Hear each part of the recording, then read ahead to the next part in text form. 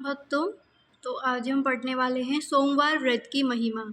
सीमंतिनी की कथा। प्राचीन काल में आर्यव्रत देश में चित्रवर्मा नाम के प्रसिद्ध राजा हो गए। उनको एक परम रूप गुणशील से युक्त सीमंतिनी नामनी कन्या थी। एक दिन उस कन्या से किसी सखी ने आकर कहा कि ज्योतिष ने यह भविष्य बतलाया है कि 14 वर्ष की उम्र में ही सीमंतिनी विधवा हो जाएगी। यह सुनकर सीमंतिनी को बड़ा दुख हुआ। उसने याज्ञवल्क्य की परम साध्वी भार्या मैत्रेयी की शरण ली। मैत्रेयी ने उसे धीरज देकर सोमवार व्रत और शिव पंचाक्षरी के जप का उपदेश दिया। शिव पंचाक्षरी जप जैसे ओम नमः शिवाय मंत्र है, उसकी आज्ञानुसार सीमंतिनी व्रत करने लगी। कुछ ही दिनों में नल राजा के नाती चित्रांगद के साथ उसका ब्याह हुआ। एक दिन चित्रांगद एक बड़ी सेना साथ ले शिकार खेलने निकला। यमुना किनारे पहुंच उसने एक नौका ली और अकेला जल क्रीड़ा करने लगा। अचानक एक भयंकर तूफान आया और उस नौका को मझधार में ले जाकर डुबो दिया। सीमंतिनी के शोक का पारावार न रहा। इस दुखद समाचार के सुनते ही वह मूर्छित गिर पड़ी।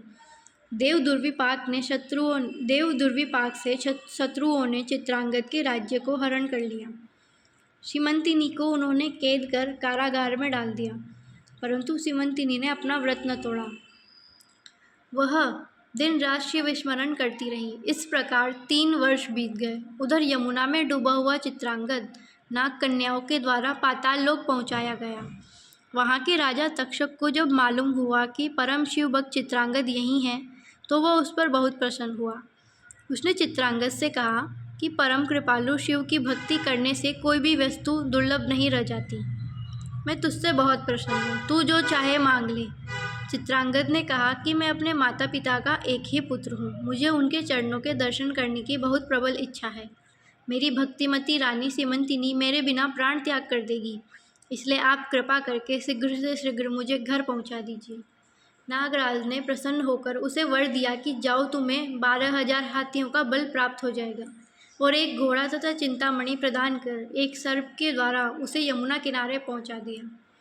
यमुना के किनारे शिव पूजा में रत सीमंतिनी को शिव की कृपा से सौभाग्य की प्राप्ति हुई। उसने अपने सामने पूर्वापेक्षा अधिक तेजस्वी और रूपवान चित्रांगद को देखा और विस्मय के कारण हक्की बक्की सी रह गई। सोमवार व्रत की महिमा धन्य है। चित्रांगद को शिव की कृपा से खोया हुआ राज्य भी प्राप्त हो गया और सीमंतिनी के साथ अनेक वर्षों तक वह राज्य करता रहा। जय श्री राम। ओम नमः शिवाय। राधे राधे।